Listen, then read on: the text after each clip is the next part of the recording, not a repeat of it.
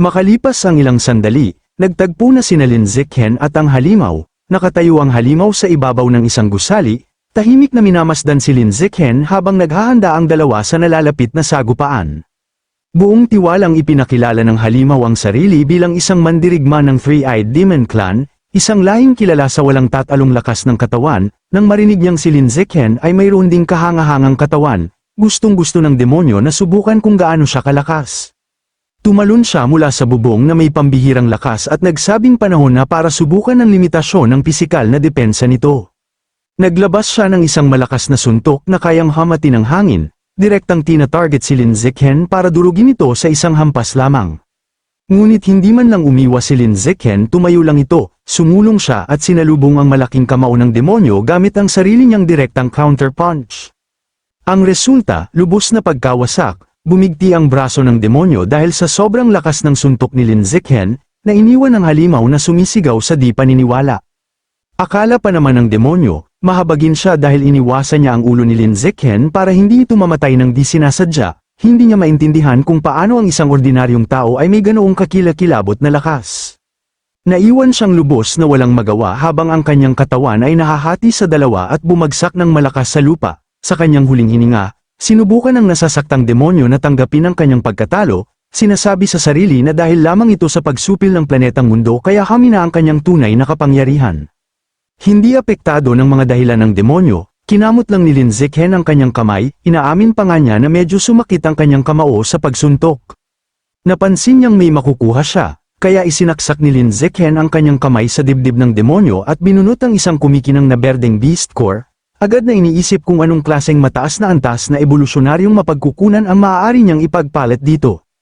Pagkatapos ipasok ang Beast Core sa kanyang spatial storage, hindi na nag-aksaya pa ng oras si Lin Zichen at agad na ginamit ang kanyang absorb ability sa bangkay ng demonyo, sinisiguradong wala nang matitirang halaga mula sa kanyang tagumpay.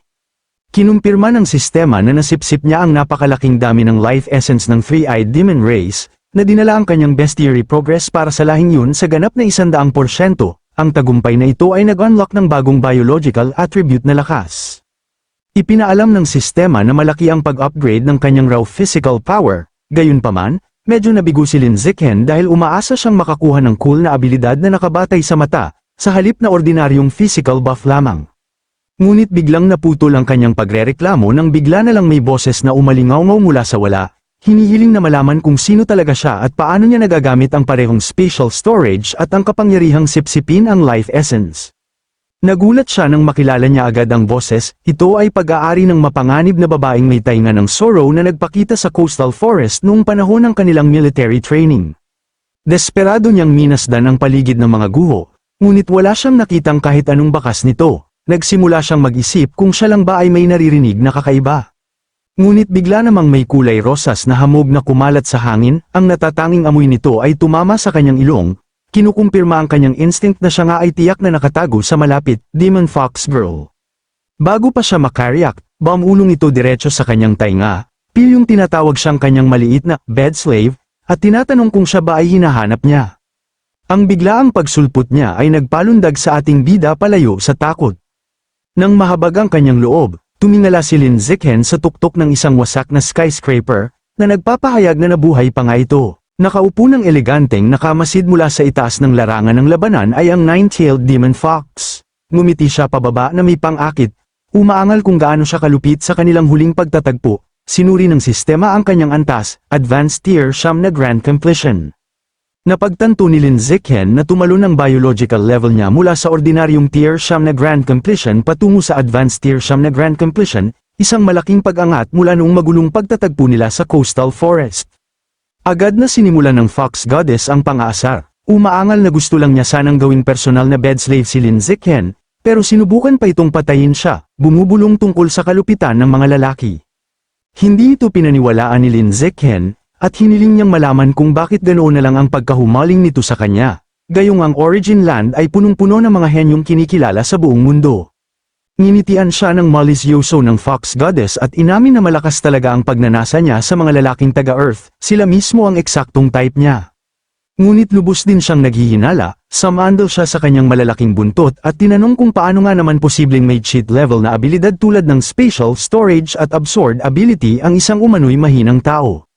Bumaba siya mula sa kanyang kinaroroonan at humarap ng husto kay Lin Zichen para itanong kung siya ba talaga ay isang likas na taga-Earth. Nanatiling kalmado si Lin Zichen at kinumpirma na oo, at pansamantala niya itong pinaniwalaan.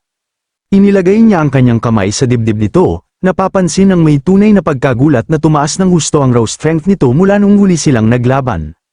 Ngunit hindi lang siya naparito para magpuri, kumislap ang kanyang mga mata ng heart-shaped crimson light habang iniisip kung kaya bang tapatan ni Lin Zichen ang kanyang ultimate innate divine ability, charm. Bago pa man makapag-isip si Lin Zichen na umiwas, agad ginamit ng Demon Fox ang kanyang kapangyarihan. Umikot sa kanya ang kulay rosas na spiritual energy na hugis puso. Bigla itong bumagsak bilang matinding mental suppression sa kanyang utak, ganap na pinaparalisa ang kanyang katawan at hindi na siya makagalaw ng kahit isang muscle.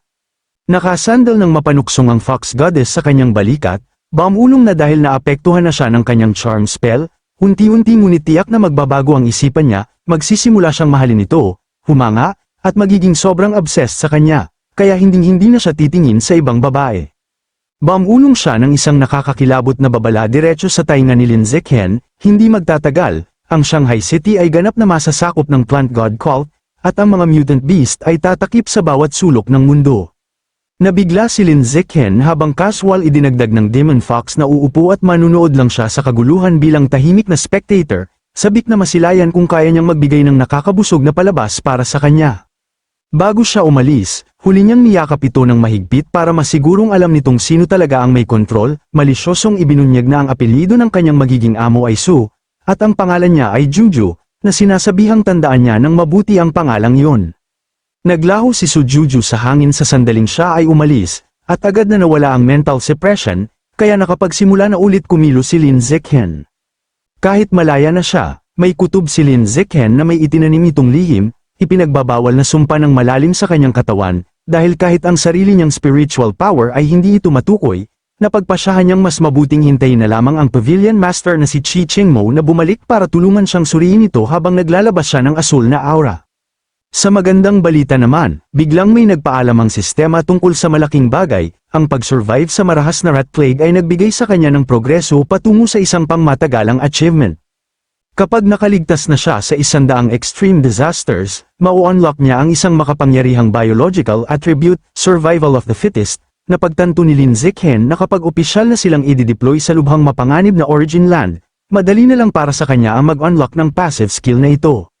Samantala, sinusuri ng Shanghai University Student Council President na si Zhao Hong ang malungkot na kalagayan matapos ang labanan, napakalupit ng larangan ng digmaan, at maraming matatapang na estudyanteng mandirigma ang malungkot na nagbuwis ng buhay para itaboy ang grupo ng mutant. Isang oras ang lumipas, at matapos gapiin ng lubusan ng mga higanteng mutant rat, sinimulan ng nagtagumpay na puwersa ng tao ang paglilinis ng mga gutay-gutay na kalye, dinadala ang mga sugatan at binibilang ang mga casualty, habang inaalagaan ng mga medic ang mga nakaligtas.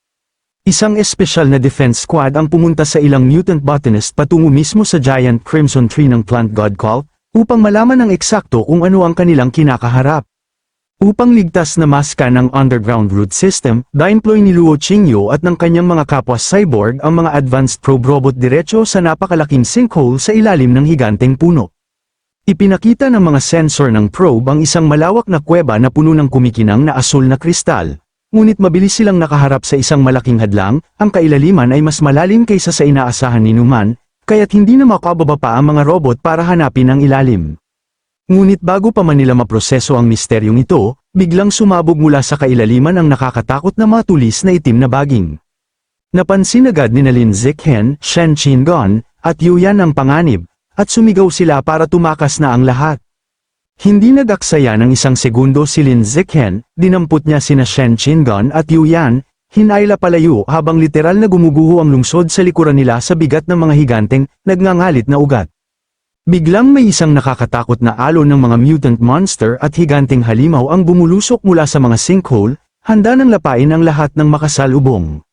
Sa loob lamang ng ilang sandali, naging isang nakapangingilabot na larangan ng kamatayan ang mga lansangan habang walang awang nilalamon ang mga mahihinang nakaligtas. Desperadong makatakas sa nakal-alasong lilang hamog na unti-unting bumabalot sa paligid, itinulak ni Lin Zichen ang kanyang katawan hanggang sa sukdulan upang madala sina Shen Qingan at Yu Yan sa mas ligtas na lugar.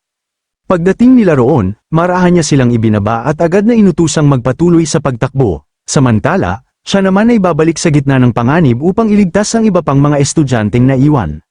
Sa kanilang likuran, tuluyan ang gumuho ang depensa sa unahan, sunod-sunod ang sigaw ng mga mandirigmang humihingi ng tulong habang walang tigil na sumusulong ang mga halimaw, isa-isang dinudurog ang kanilang huling linya ng depensa. Sa mas malayong bahagi ng labanan, sina Ma Weiwei, Luo Yongzhen, at Li Mouyo ay napalibutan ng matinding kaguluhan habang mabilis na papalapit ang napakalaking pulutong ng mga halimaw na may mataas na antas. Nang mapagtanto ni Ma Weiwei na wala na silang pag-asang makatakas, bigla siyang huminto at humarap sa paparating na mga halimaw, desidido siyang manatili upang bigyan ng oras ang kanyang mga kasama, mas pinili niyang mamatay ng may dangal kaysa habulin at paslangin habang tumatakas. Habang desperadong isinisigaw ng kanyang mga kaklase na bumalik siya, sumagot siya na malubha na ang kanyang mga sugat at hindi na rin siya makakalayo, wala na siyang ibang pagpipilian kundi harangan ang mga halimaw at tiyakin ang ligtas na pag-atres ng kanyang mga kaibigan. Isa sa mga halimaw ang biglang sumugod at nagpakawala ng isang malupit na hampas ng kuko na sapat upang hatiin siya sa dalawa. Gayunman, sa kabila ng kanyang mga sugat, nagawa pa rin ni Ma Weiwei na umiwas sa mismong huling sandali. Sinamantala niya ang pagkakataon at agad na gumanti, ibinaon ng isa sa kanyang dagger na talam ng malalim sa dibdib ng halimaw. Ngunit hindi ganoon kadaling mapabagsak ang isang high-tier beast. Habang nagpupumiglas sa matinding sakit, walang habas itong bumigwas pabalik, tinamaan si Ma Weiwei sa braso at nagtamo siya ng isang malalim na sugat. Bago pa siya tuluyang mapatay ng halimaw, biglang bumalik si Luo Yongzhen sa gitna ng labanan at inatake niya ang halimaw. Mariin niyang idineklara na aalis silang magkakasama o hindi na sila aalis kailanman, walang pag-aalinlangan niyang isinaksak ang kanyang espada sa ulo ng halimaw. Kasunod nito, sumugod din si Li Mouyo at sumigaw na hinding-hindi nila iiwan ang isang kasama, buong lakas niyang ibinagsak ang kanyang napakalaking bat na may matulis na dulo sa bungo ng halimaw. Sa kanilang pagtutulungan, tuluyan nilang napatay ang mataas na antas na halimaw, nakatitig si Li Mouyo sa napakalaking bangkay nito, hindi pa rin makapaniwalang nagawa nilang pabagsakin ang ganoong kalakas na nilalang. Ngunit mabilis silang binalik ni Luo Yongzhen sa katotohanan, ipinaalala niyang hindi pa ligtas ang lugar at kailangan nilang mailabas agad si Ma Weiwei. Halos hindi na makatayo si Ma Weiwei, mahigpit niyang hawak ang kanyang sugatang tagiliran habang patuloy ang pagdaloy ng dugo, mahina niyang hinimok ang dalawa na iwan na lamang siya, sapagkat sobra na ang kanyang pagkawala ng dugo at magiging pabigat lamang siya sa kanilang pagtakas. Sa halip na sumunod, walang sabi-sabing binuhat siya ni Li Mouyo sa kanyang balikat at sinabi na sabay silang makakaalis. Natigilan si Ma Weiwei, dahil sa hindi inaasahang ginawa ni Li Mouyo, namula ang kanyang mukha hanggang sa mga tainga.